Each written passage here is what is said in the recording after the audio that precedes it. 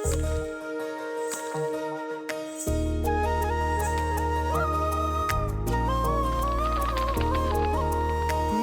नूर सा कोई मेरे नैनों में जागे, दूर दूर सा कोई पास जाऊं तो लागे। इतनी सी कहानी है, बस ये जिंदगानी है। थोड़ा है वो अपना सा, थोड़ा बेगाना सा, रिश्ता अनजाना सा। अरे कोई है बहू से पूछने वाला कि जब आधी रात को अम्मा को दौरा पड़ा था तो ये सहन में क्या कर रही थी? क्या मतलब? दादी इस घर में सबसे बड़ी सपोर्ट थी मेरे लिए। जब से वो गई है, जैसे पप्पो को आजादी सी मिल गई हो, वो खुल के सामने आ गई हैं। पापा मैं आपको बता दूं, जब तक इस घर में ये माँ बेटियां हैं, इस घर के हालात नहीं ठीक हो सकते। क्या उस रात को तुम्हारी दादी से बात हुई थी? क्या वो कमरे से किसी काम से बाहर आई थी? ये रिश्ता अनजाना सा। तुम्हें आपको मुझे रह रहकर यह एहसास होता है कि दादी की डेथ मेरी वजह से हुई है। उन्होंने शायद मेरी और वफा भाभी की बातें सुन ली थी और उनसे वो बातें बर्दाश्त नहीं हुई। काश मैं आपसे बात ही ना करती। काश मैं वहीं दादी के पास रहती, उनका ख्याल रखती, उन्हें यूं अकेला ना छोड़ती। Zainab, I am really sorry. मुझे तुम्हारी दादी की डेथ का बेहद अफसोस है, लेकिन इसका ये मतलब नहीं कि तुम खुद को मुजरिम समझने लगो। सैनब, जो हो गया सो हो गया। सैनब प्लीज अब अपने बारे में सोचो। अभी कुछ दिन गुजरेंगे और तुम्हारी मदर फिर से तुम्हारी शादी के बारे में बात करने लग जाएंगी। सैनब, हमारे पास वक्त नहीं है। मैं तुम्हें एक बात बताना चाहता हूँ कि वफा हमारे साथ, और इसका मतलब यह है कि पापा भी हमारा साथ नहीं देंगे। लेकिन ज़ैनब, अच्छी खबर यह है कि मामा हमारा साथ दे रही हैं। उन्होंने मुझसे प्रॉमिस किया। क्या? हाँ ज़ैनब, मामा ने मुझे खुद कहा है। लेकिन ज़ैनब, अगर कोई नहीं मानता तो हमें तुम्हारे घर वालों की मर्जी की जरूरत नहीं। मामा तुम्हें एक्सेप्ट करने को तैयार है।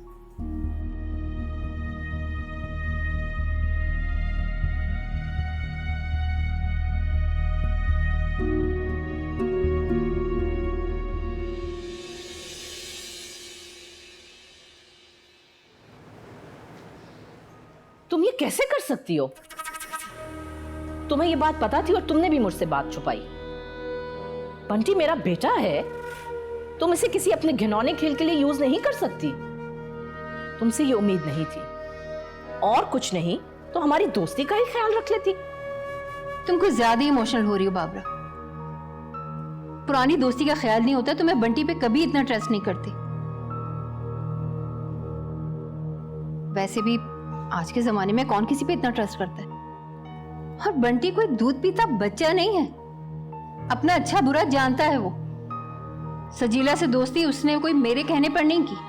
हाँ, ये बात उसने मुझसे डिस्कस जरूर की थी, बस। Whatever, तुम्हें अच्छी तरह पता है कि मैं मजाक में भी अपने बेटे का उन लोगों से उठना बैठना पसंद नहीं करती। ऐसे तबके की लड़कियां बहुत चालाक होती हैं। ऐसी खेल खेल में बात शुरू होती है और कहां से कहां चली जाती है। मेरा बंटी बहुत इमोशनल है, इन लड़कियों के दाव पेच बिल्कुल नहीं समझ सकेगा। ऐसा ना हो रहमत की कजन को अपने मफाद के लिए इस्तेमाल करते करते वो खुद उस लड़की के हाथ का खिलौना ना बन जाए।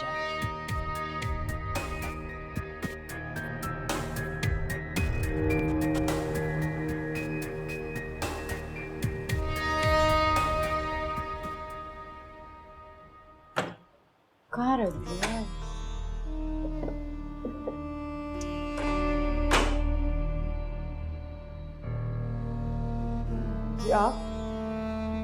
कुछ चाहिए आपको? जी चाहिए तो है, लेकिन पता नहीं आप दे सकती भी हैं कि नहीं। जी? चाय, एक कप चाय चाहिए थी, अगर मिल जाती तो बहुत अच्छा हो जाता। मैं बना देती हूँ।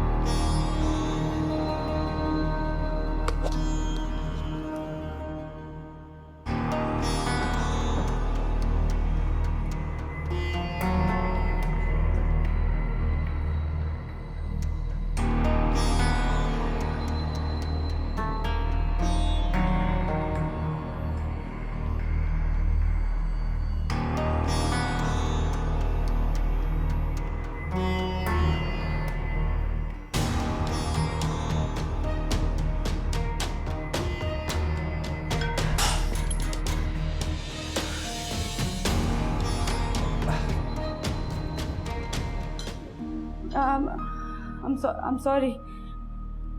मैं आपके लिए दूसरी बना देती हूँ। कोई बात नहीं, दोबारा बना ले, मैं यही हूँ। मुझे तो बहुत मजा आया। क्या खाक मजा आया? 1-1 रुपए के लिए तो तुम दुकान वालों से लड़ रही थी। अरे ऐसे ही करते हैं शॉपिंग। अरे सचो, इतनी प्यास लगी है। ये खादिम हुसैन कहाँ है? पानी चाहिए था। खादिम हुसैन। आया बेगम जान। जल्दी आओ भाई। अल्लाह, कहाँ मर गया? खादिम हुसैन। जी बेगम जान, जी बेगम जान, हुक्म। कहाँ थे? कहाँ थे? कहा है ना तुम्हें कि एक आवाज पर आया करो मेरी। जी वो मैं किचन में पानी पी रहा था। अल्लाह, कहीं भी थे। बड़ी गर्मी थी बाजार में, हम दोनों बहुत थक गई हैं। मेरे लिए तुम ना ठंडा ठार 1 गिलास पानी लेकर आ। ठीक है। हाँ खादिम भाई, मेरे लिए सादा पानी नहीं लेकर आना, 2 नींबू इसमें डालें और अच्छी सी शिकंजी बना के लेकर आए। और सुने तो ये मेरे कपड़े नहीं सारे, और ये मेरे कमरे में ना चुपके से रख देना, मुमानी जान को नहीं पता चलना चाहिए। चुपके से? इसमें बम है क्या? अरे जल्दी जाओ और आ जाना। ये ना हो कि इंतजार करते रह जाए पानी का। उफ, भाई बड़ी गर्मी पड़ती है कराची में तो। इतना मजा आया ना शॉपिंग में। हाँ बहन, तुम्हें तो मजे ही आते रहते हैं बस। मुझे शॉपिंग करना बहुत पसंद है।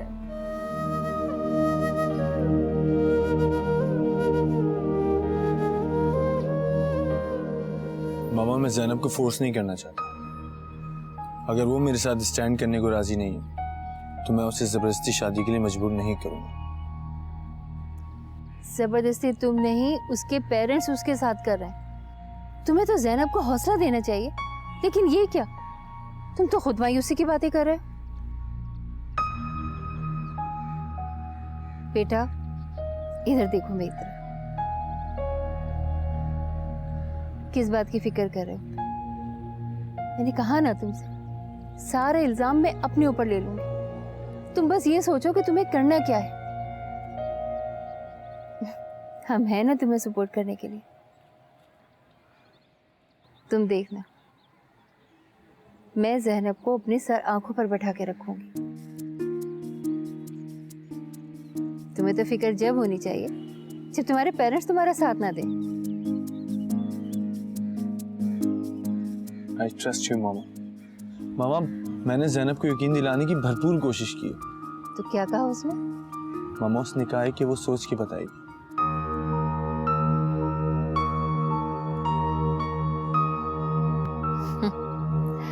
That's great.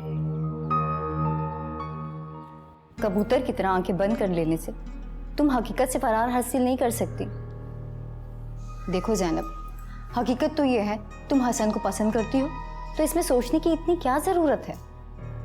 मैं जज्बात में आके ऐसा कोई फैसला नहीं करना चाहती जिससे मेरे माँ बाप को शर्मिंदगी उठानी पड़े। मैं अब्बू और रहमत भाई के एतमाद को ठेस नहीं पहुंचा सकती सचो। और अपनी अम्मी के एतमाद का क्या करोगी जो तुम बिना गलती के पहले ही खो चुकी हो? कितना जलील कर चुकी हैं मुमानी जान तुम्हें, हालांकि तुम्हारा कोई कसूर भी नहीं था। मैं ये बात बहुत अच्छी तरह से जानती हूँ कि वो हसन का रिश्ता कभी भी कबूल नहीं करेंगी, अपनी अना और हसद की वजह से, जो उन्हें वफा से है।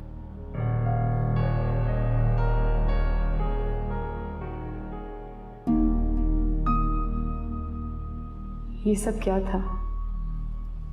मेरा वहम है? नहीं, खादिम भाई की नजरें और उनकी गुफ्तगू का अंदाज, उन्होंने कभी मुझसे इस लहजे में बात नहीं की। क्या करूं? नजरअंदाज कर दूं या नहीं? मुझे रहमत से बात करनी चाहिए। या अल्लाह, ये सब क्या है? कुछ समझ नहीं आ रहा, क्या करूं मैं?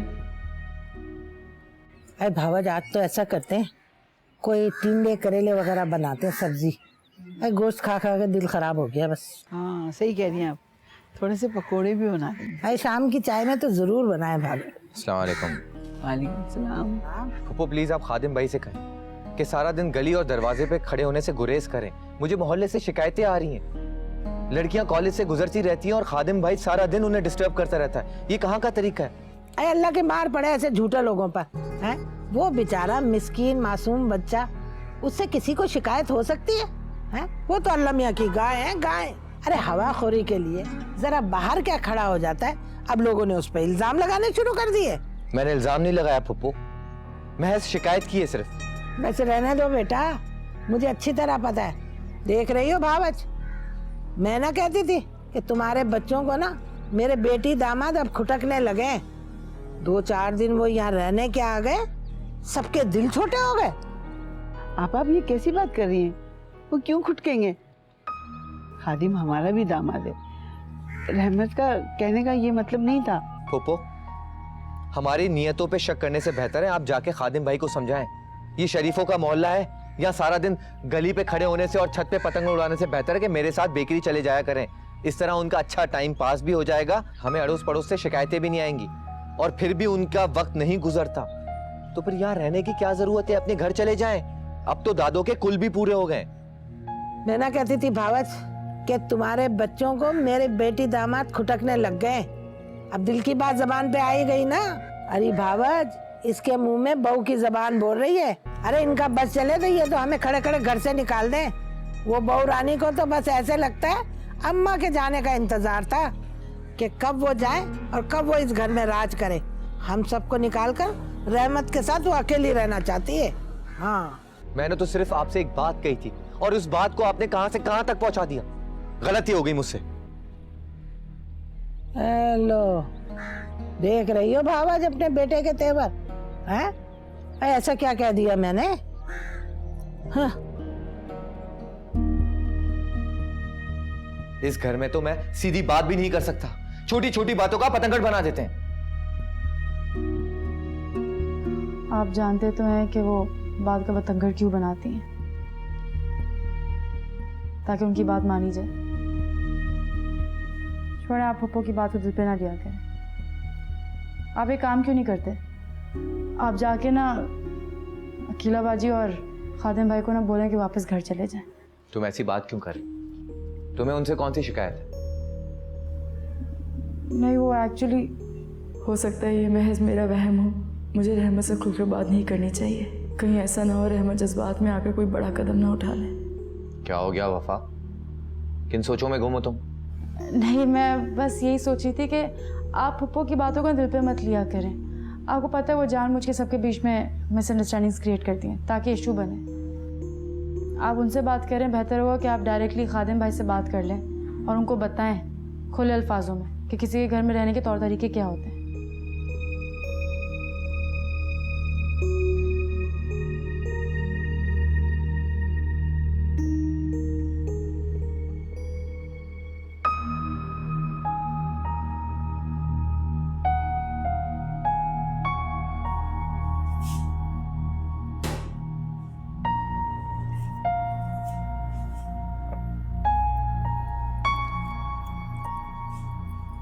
कुछ चाहिए क्या? भूख लग रही होगी। बस 10-15 मिनट में अभी खाना लगने वाला है। मैंने तुम्हारी पसंद के दाल चावल बनाए।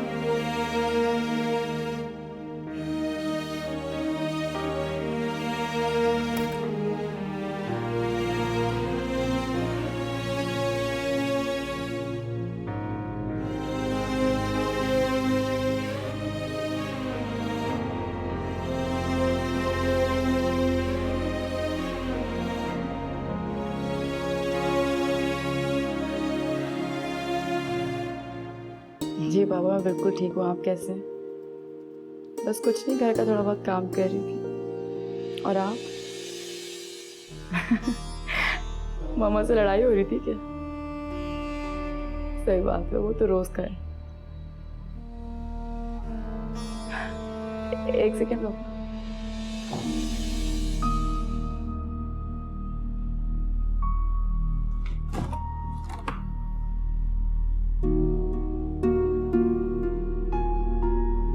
एक सेकेंड पापा।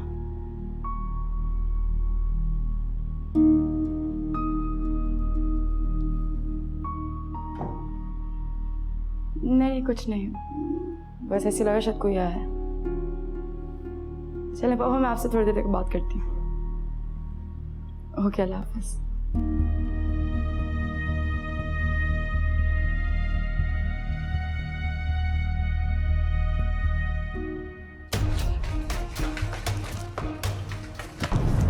कहाँ से आ रहे हैं आप? मैं वफा बाजी ने बुलाया था। फफा ने बुलाया था? किस लिए बुलाया था उसे?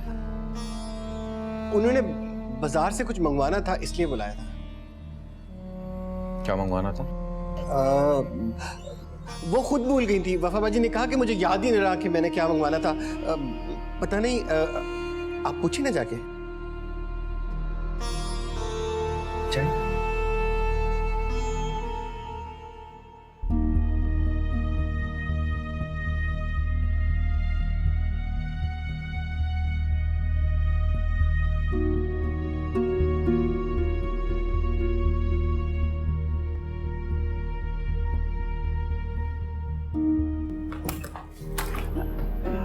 आप?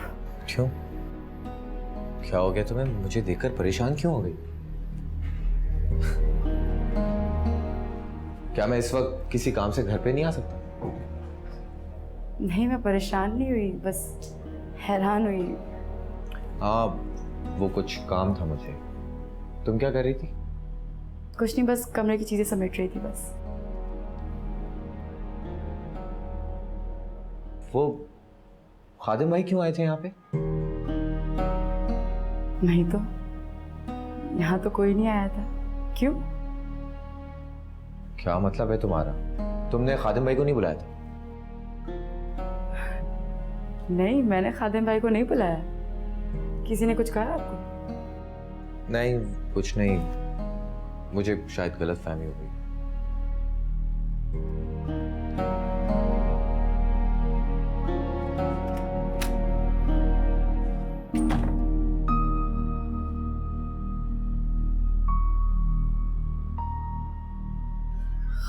खादिम भाई? मामा, आज मुझे समझ आया कि माँ का रिश्ता क्या होता है। पता है, जब भी औलाद के ऊपर किसी किस्म की कोई परेशानी आती है तो वो माँ ही होती है जो उसका सहारा बनती है। मामा, इस पूरे मामले में मुझे यकीन नहीं था कि आप मेरी इतनी हेल्प करेंगी। इसी बात का तो दुख है मुझे बेटा, कि मेरी अपनी औलाद मुझे समझ ही नहीं पाई। वफा को देखो, हमेशा मुझे अपना दुश्मन ही समझती है, जबकि मैं सिर्फ उसे खुश देखना चाहती हूँ।